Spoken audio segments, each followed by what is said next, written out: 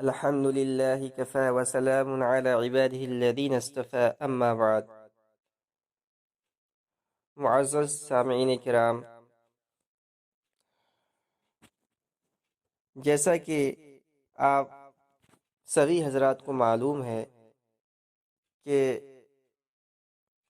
Corona virus اس وقت ساری دنیا میں پھیلتا جا رہا ہے اور اس کی تباہ کاری نے پورے دنیا میں ایک ہلچل مچا رکھا ہے۔ ہمارے ملک کے وزیر اعظم نے چند روز قبل شام کو تالی پیٹنے اور تھالی بجانے کا مشورہ دیا تھا، تو بہت سارے لوگوں نے اس پر عمل کیا۔ بعض لوگوں نے اس کے بجائے اذان دینی شروع کر دی۔ اب ہمارے محلے اور گاؤں کے اندر بہت سارے لوگوں کی طرف سے یہ اعلان کیا جا رہا ہے کہ رات کے 10 بجے سب لوگ مل کر اذان دیں۔ اس سلسلے میں ہمارے پاس بہت سے سوالات آئے، بہت سارے طلبہ اور دوستوں کے فون بھی آئے کہ شرعاً رات کے 10 بجے اذان دینا وبا کو دور کرنے کے مقصد سے کیسا ہے۔ تو اس سلسلے میں جب ہم نے شرعی نصوص اور فقہی کتابوں کی طرف مراجعت کی تو جو بات ہمارے سامنے آئی اس کو ہم چند نقطوں کے اندر اور چند پوائنٹ کے اندر آپ کے سامنے پیش کریں گے۔ آپ سبھی حضرات کو معلوم ہوگا کہ حضور پاک صلی اللہ علیہ وسلم کے زمانے میں ایک مرتبہ سورج گرہن کا واقعہ پیش آیا تھا۔ حضور پاک صلی اللہ علیہ وسلم کے زمانے سے پہلے یعنی زمانہ جاہلیت کے اندر لوگوں کا یہ عقیدہ تھا کہ سورج گرہن اور چاند گرہن جب ہی ہوتا ہے، خاص طور پر سورج گرہن جب کسی بڑے آدمی کا وفات ہو جائے، کوئی آدمی اس دنیا کو چھوڑ کر چلا جاتا ہے اور بڑا آدمی ہوتا ہے تو اس کے سوگ میں سورج گرہن لگ جاتا ہے۔ تو ایک مرتبہ ایسا ہوا کہ سورج گرہن لگا تو آپ صلی اللہ علیہ وسلم نے اپنے تمام اصحاب کو جمع کیا اور بہت لمبی نماز پڑھائی۔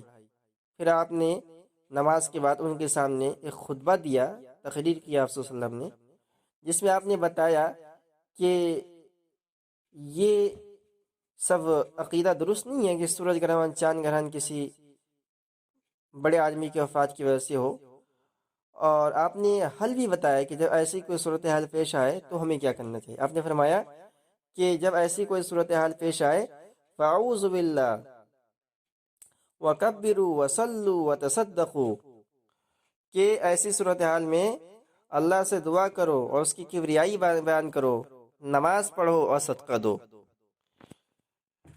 اس حدیث میں حضور پاک صلی اللہ علیہ وسلم نے مصیبت کے وقت اپنے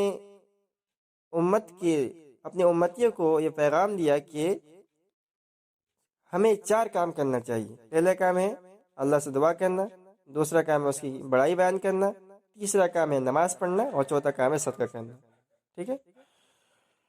تو جب بھی کوئی غیر طبیعی واقعہ پیش آئے، کوئی حادثہ ہو، آدمی کسی مصیبت کا شکار ہو یا اجتماعی طور سے کوئی بلا عام ہو، تو ان 4 کاموں کا انفرادی اور اجتماعی طور پر اہتمام کرنا چاہیے۔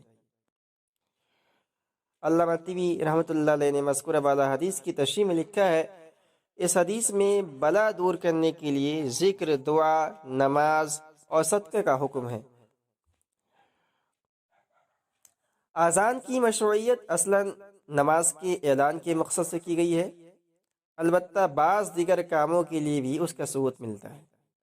مثلاً بعض احادیث میں نومولود کے کان میں اذان دینے کا ذکر ہے، آگ زنی کے وقت بھی اذان دینے کی بات کہی گئی ہے۔ اب سوال یہ پیدا ہوتا ہے، کیا وبا سے تحفظ کے لیے بھی اذان دی جا سکتی ہے؟ اس سلسلے میں علماء متقدمین سے کوئی صراحت نہیں ملتی ہے۔ بر صغیر کے جو علماء ہیں، خاص طور پر ہندوستان کے، اس میں دو مکتبہ فکر، یعنی بریلیت مکتبہ فکر اور دیوبندیت مکتبہ فکر کی کتابوں کا جب جائزہ لیا جاتا ہے تو دو باتیں ملتی ہیں۔ مفتی امجد علی رحمۃ اللہ علیہ نے اپنی کتاب بہار شریعت میں لکھا ہے کہ وبا کے زمانے میں اذان دینا مستحب ہے۔ ٹھیک ہے، اس سے معلوم ہوتا ہے کہ وبا کے وقت اذان دینا چاہیے، اذان دینے کی گنجائش ہے، بلکہ مستحب ہے۔ اس کے برخلاف حضرت مولانا رشید احمد گنگوہی رحمۃ اللہ علیہ نے اس کی شرعی حیثیت کا انکار کیا ہے اور لکھا ہے کہ وبا کے وقت اذان دینا شرعاً ثابت نہیں، اس کو سنت یا مستحب سمجھنا درست نہیں ہے۔ ٹھیک ہے، اب جب ہم نے ان دونوں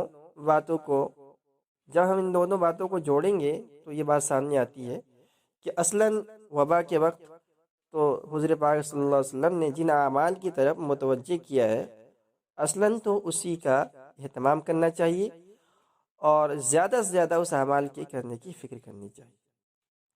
اور اگر کوئی اذان دینا چاہتا ہے تو اذان دے سکتا ہے، اس کی گنجائش ہے، اور جس کو نہیں دینا ہے وہ نہیں دے، اور اذان دینے والے کو روکا بھی نہیں جائے۔